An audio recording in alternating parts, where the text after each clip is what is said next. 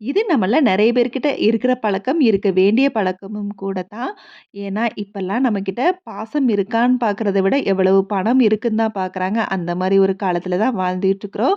So, காயின்ல என்ன வந்து savings இருக்குதுங்கிற மாரி திங்க் பண்ணாம, சிறுதுளி பெருவெள்ளம்ங்கிற மாதிரி நம்மகிட்ட கிடைக்கிற காயின் கூட, நம்மளுக்கு வந்து ஒரு காலத்துல நம்மளுக்கு வந்து ஒரு ஹெல்ப்ஃபுல்லான ஒரு அமௌண்ட்டா தான் சேவ் ஆகி நிக்கும்.